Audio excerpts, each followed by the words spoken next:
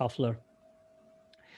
Every time I give a speech, when I have an opportunity to give a speech, uh, I try to, part with people the importance of reading, the need to take a continuous learning approach to life, and in particular for those who are on their agile journey. They need to continue to take a continuous learning approach, and to meet their signposts. And I believe that taking an agile journey is not arriving, it's becoming, just like leadership. Nobody would say, or learning in general, nobody would say I've arrived. It's becoming, and I believe it's important that we take continuous learning approach to life. The 4 keys to success. As I mentioned, I don't take credit for these. Uh, However, I have not found them in a single book. Not that I have read every book in the world, but I have not found them in a single book. And what I have done is I've put them together, and I believe, because I believe they are tightly coupled, they're interconnected, and they serve as a foundation for achieving any sustainable success in whatever endeavor a person pursues in their life. So, the first one, know thyself. We cannot even lead ourselves, let alone lead others, if we do not know ourselves. And we're going to touch a little bit on a self-survey instrument today that will help you identify your strength and weaknesses or drawbacks. So we're going to look into that a little bit. Of course, if you want to take this a little bit deeper, we can look into emotional intelligence that has 2 branches. The intrapersonal skills, which is self-awareness and self-management, and interpersonal skills, which is broken down to social awareness and social and relationship management. Again, that's social awareness and relationship management.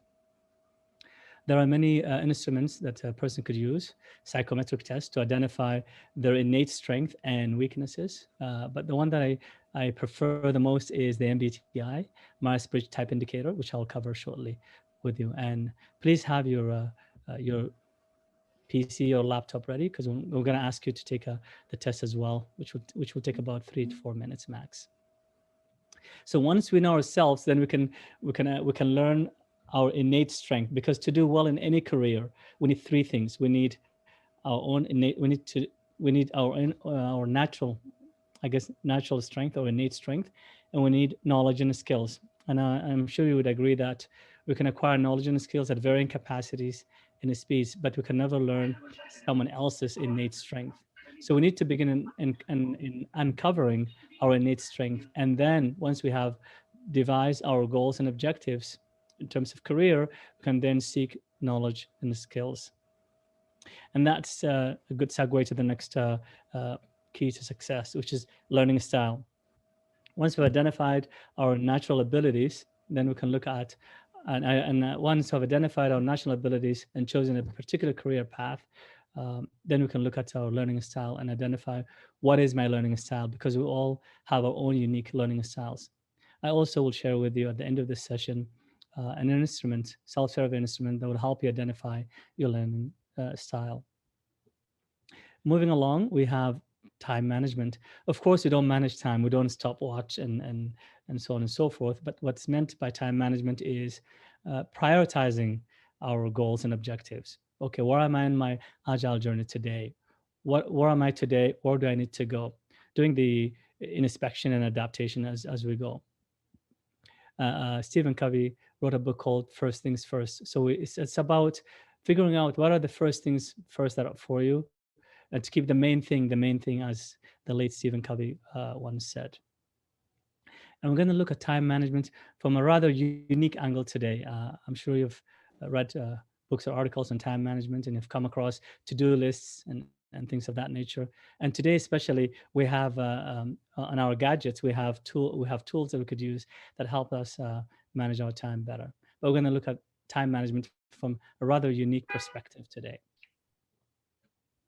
Moving along, the last but not least key to success is it's a 2 part actually: goal setting and execution. Okay, uh, a lot of people misunderstand what goal setting is really about. For instance, to say I want to become a CSM, or Scrum Master, or a product owner or agile coach. Is that really a goal?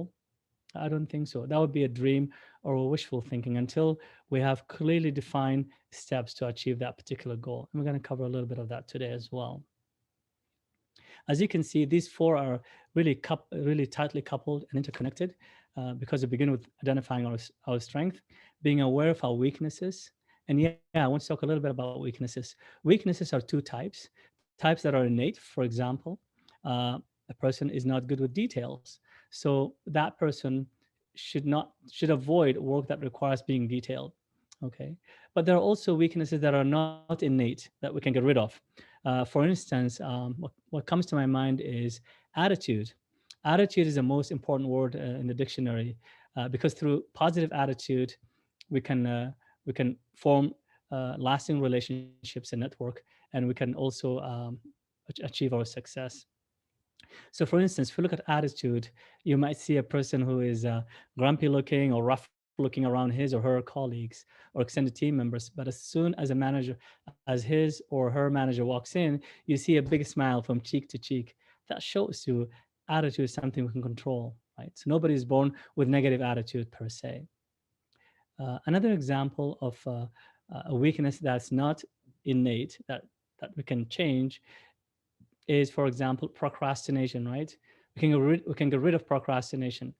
I think procrastination is the number one enemy for people from achieving, the number one enemy that gets in people's way in achieving their goals.